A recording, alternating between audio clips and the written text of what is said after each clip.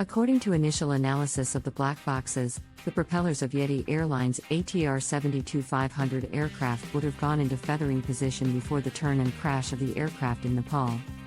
The accident resulted in 72 casualties.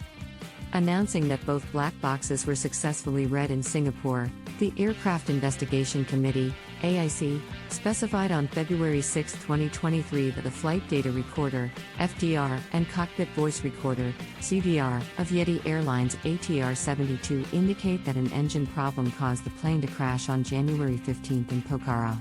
Further, the first analysis of the FDR indicates that the propellers of both engines had gone into feathering position before the crash. The AIC, however, notes that the reason for this feathering is still being determined and that both human and technical factors are still being investigated. The private Nepalese company's ATR 72-500 aircraft, registered as 9N and delivered in 2007 to leasing company Investec, was operating flight YT 691 on January 15, 2023 between its base in Kathmandu Tribhuvan and the new Pokhara International Airport, which officially opened its doors on January 1, located 3 kilometers away from the old airport.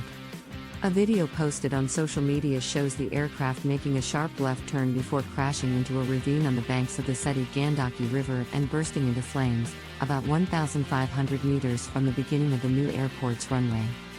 None of the 68 passengers and 4 crew members survived. 53 Nepalese, 5 Indians, 4 Russians, 2 South Koreans and 1 French, Irish, Australian, and Argentine, including 6 children, were on board, with the 2 pilots and 2 cabin crew members all being Nepalese.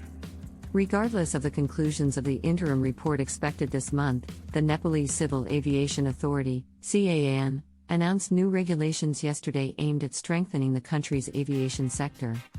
When airports have a IFR, Instrument Flight Rules, approaches, all aircraft, excluding STOL aircraft, will only follow IFR approach, even during the day.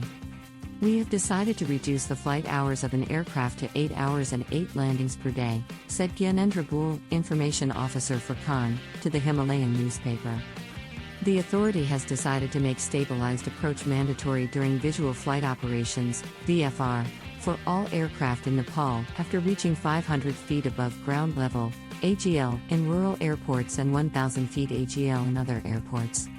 The officer further specified that aircraft that have reached a certain altitude during their descent will no longer be able to request to change runway, turn around, taxi, ascend, or descend. The YT 691 flight commander had requested a change of runway just before the accident.